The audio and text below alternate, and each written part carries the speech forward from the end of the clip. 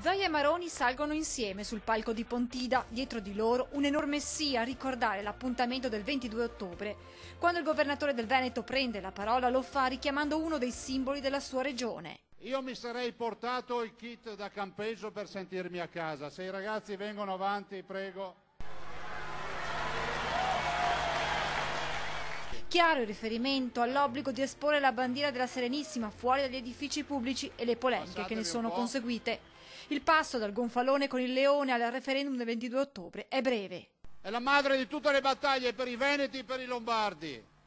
Questo è un treno che passa una volta solo. Voglio vedere i seggi elettorali strapieni con le code.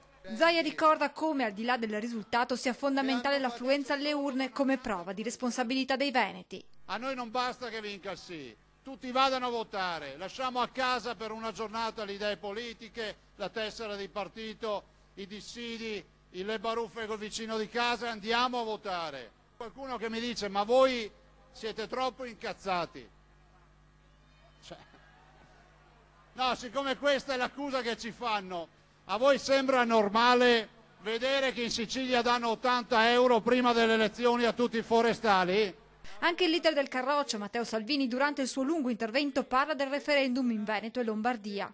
Ma le prime parole sono tutte per la decisione della Procura di Genova di sequestrare 48 milioni dai conti della Lega.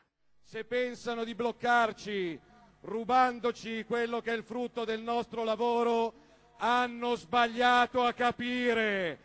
Andiamo avanti più determinati e più arrabbiati di prima.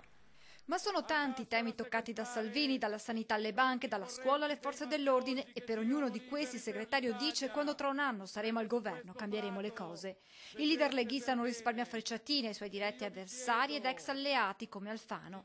Grande assente sul palco il fondatore del Carroccio, Umberto Bossi, che Salvini ringrazia senza però mai nominarlo. Al termine dell'incontro di Pontida il Senatur dirà: è il segnale che devo andarmene via. Uno che tradisce il no, per me, mi aspetta niente quello che tradisce il no.